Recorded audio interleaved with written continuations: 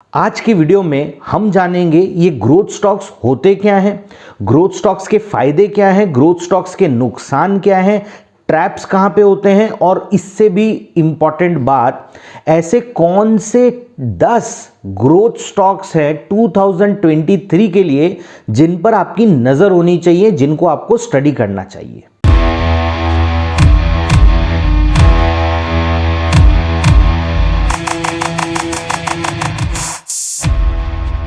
तो चलिए बिना वक्त गंवाए हम समझना चालू करते हैं ये ग्रोथ स्टॉक्स होते क्या है। तो जब आप स्टॉक मार्केट पे इन्वेस्ट करते हो तो आप इन्वेस्ट कर रहे हो कंपनीज पे। तो जब आप कंपनीज में इन्वेस्ट करते हो तो हर कंपनी की एक लाइफ होती है या हर कंपनी की एक साइकिल होती है। तो जब हम बात करते हैं लाइफ की तो आपको ये पता होना चाहिए, जब हम स्टार्टअप्स के बारे में बात करते हैं तो स्टार्टअप्स होते हैं बच्चे की तरह मतलब इन्फेंट बच्चे हैं। वो आगे चल के क्या करेंगे किसी को नहीं पता, हम सिर्फ एक अंदाजा लगाते हैं कि हाँ ये बहुत अच्छा करेंगे या बहुत खराब कर सकते हैं। इसके बाद बारी आती है ग्रोथ स्टॉक्स की। तो ग्रोथ स्टॉक्स को अगर आप समझने की कोशिश करें तो ये होती है यूथ की तरह।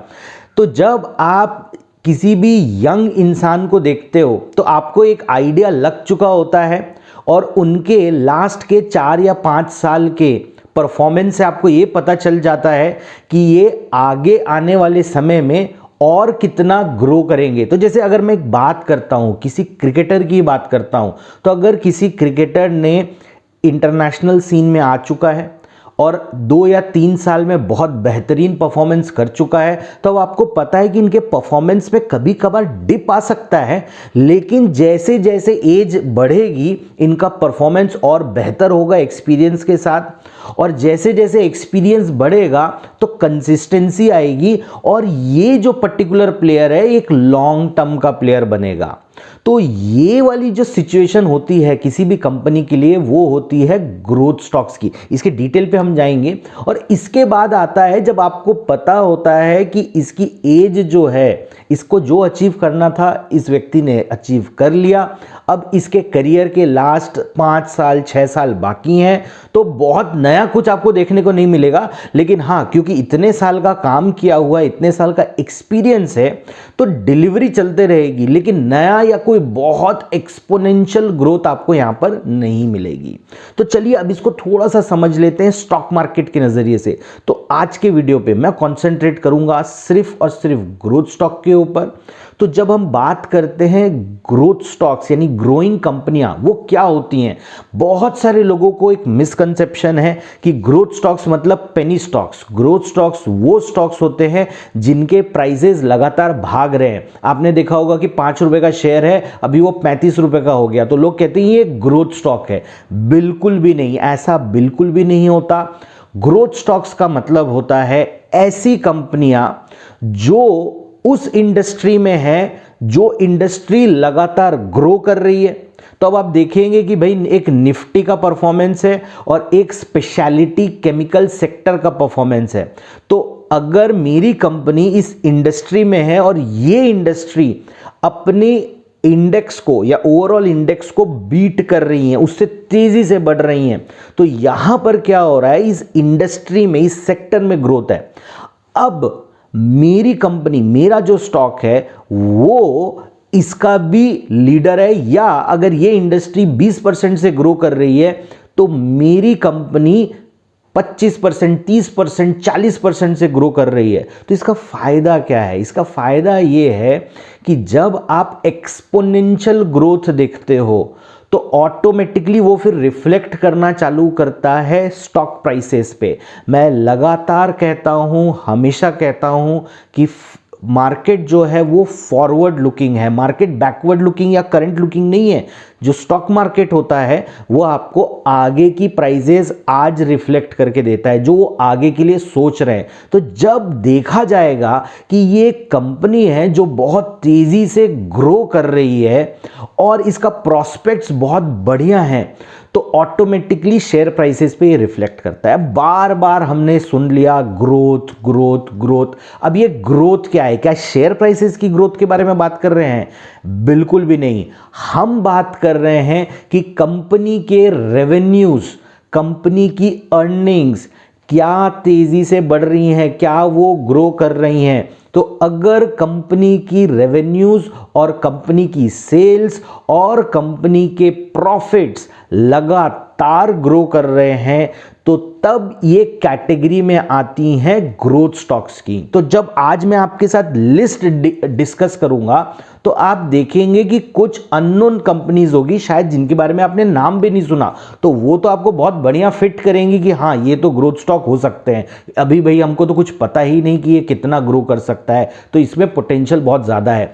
बट मैं ऐसे कुछ नाम लूंगा जो बहुत पुराने हैं और आपको शायद लगता होगा ये वैल्यू स्टॉक है, लेकिन आप देखोगे कि ग्रोथ स्टॉक का मतलब ये नहीं होता कि कंपनी को नया होना चाहिए, अननोन होना चाहिए, पेनी स्टॉक्स होना चाहिए। जिस भी कंपनी की रेवेन्यूज और प्रॉफिट्स लगातार तेजी से बढ़ रही हैं और उनके पास में एक लंबा प्रॉस्पेक्ट है और एक्सपोनेंशियल ग्रोथ करने का, उन्हें हम ग्रोथ स्टॉक्स कहते हैं। इसके बाद आपको एक चीज समझनी पड़ेगी कि होता क्या है जब कंपनी ग्रो करती है। कोई भी एक कंपनी जब ग्रो कर रही है तो उनके जो रिटर्न्स होते हैं वो एक्सपोनेंशियल होते हैं। एक्सपोनेंशियल का मतलब आप देखोगे प्राइस बहुत तेजी से बढ़ती हैं। तो ये कहाँ रिफ्लेक्ट होता है? ये रिफ्लेक्ट होता है उनकी पीई ग्रोथ में। तो उनकी जो पीई ग्रोथ है वो तेजी से बढ़ती है। आप देखोगे कि उनका पीबी रेशियो जो है वो भी तेजी से बढ़ता है, यानी जिस रेशियो में इनकम बढ़ रही है उससे कहीं ज्यादा तेजी से उनके प्राइसेस बढ़ते हैं। और देखिए, अगर आप इस चैनल पर नए आए हो और अगर आपको पीई रेशियो नहीं समझ में आ रहा या पीबी रेशियो नहीं समझ पे आ रहा या एंटरप्राइज वैल्यू नहीं समझ में आ रही है, तो देखिए मेरा एक वीडियो बना हुआ है स्पेसिफिकली पीई रेशियो पे, तो आप उसे जाकर चेक कर सकते हो और आप उसको डिटेल में समझ सकते हो। बट अभी के लिए आप एक चीज को समझिए कि जो पी मल्टीपल या price to book value multiple होता है वो बहुत तेजी से भागता है। ये जो कंपनियां होती हैं, इन कंपनियों के रेवेन्यू बहुत तेजी से भागते हैं, लेकिन ट्रैप कहां पे है? ट्रैप यहां पर है कि होता क्या है जब सारा खेल खत्म हो चुका होता है तब ये मीडिया हाउसेस के थ्रू आप तक पहुंचना चालू होता है। तो आप एक चीज नोटिस करते हो कि भाई ये जो स्टॉक है, ये स्टॉक अभी तो 120 रुपए का था, बातों बातों में ये स्टॉक 150 हो गया, तो ये शायद अब 300 भी हो जाएगा। लेकिन आप ये देखना भूल जाते हो कि ये स्टॉक चलना कहां से चालू हुआ था?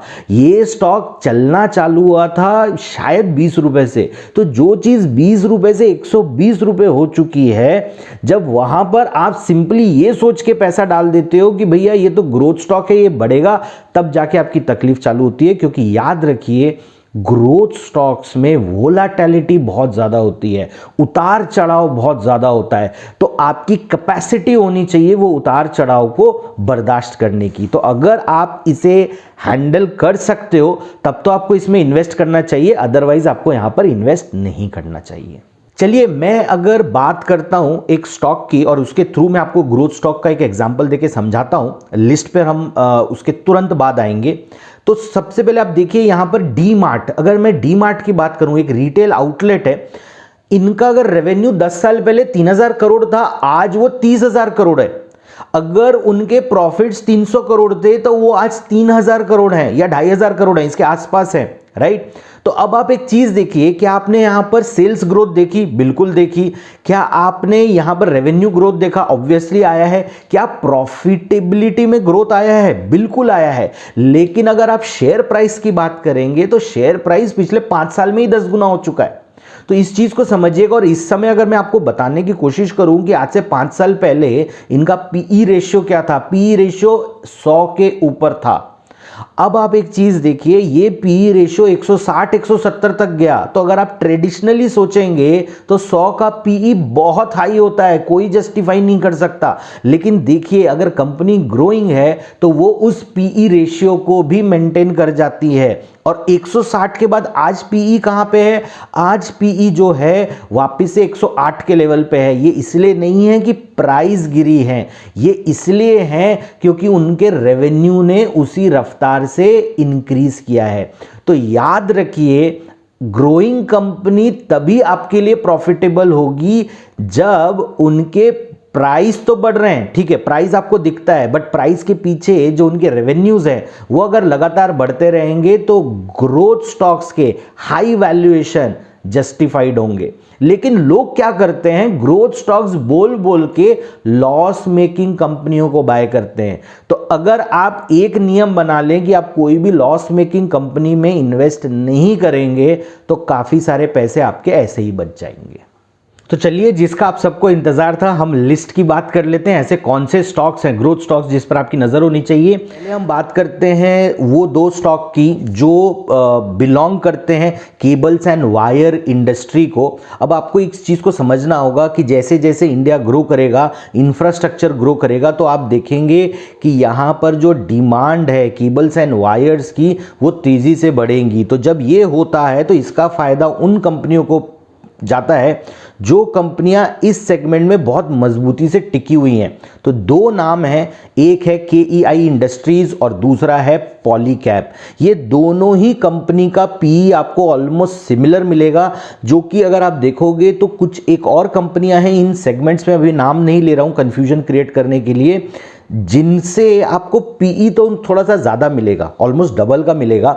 लेकिन क्योंकि इनकी ग्रोथ बहुत फास्ट है, बिजनेस डिलीवरी बहुत अच्छी है, आप ये देखोगे कि ऐसी पीई भी जस्टिफाई हो जाती है कई बार, राइट।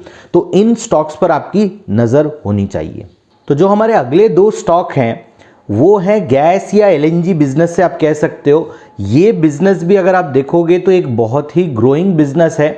यहाँ पर नाम आता है गुजरात स्टेट पेट्रोनेट का और पेट्रोनेट LNG का। ये दोनों ही कंपनियां अगर आप देखोगे तो इनके बिजनेस लास्ट 10 साल में कम से कम 15 से 17 गुना बढ़े हैं, जो रेवेन्यूज बढ़े हैं। और प्रॉफिटेबिलिटी अगर आप देखोगे तो जो प्रॉफिटेबिलिटी है वो 5 से 7 टाइम्स बढ़ी हैं। तो यही आपको बताती हैं कि ये जो कंपनियां हैं लगातार तेजी से डिलीवरी कर रही हैं अपने परफॉर्मेंस पे। तो जो अगले दो स्टॉक्स के बारे में हम बात करेंगे वो कहीं ना कहीं एग्रीकल्चरल फील्ड से आते हैं। तो जो हमारा पहला स्टॉक होगा वो होगा भारत रसायन लिमिटेड।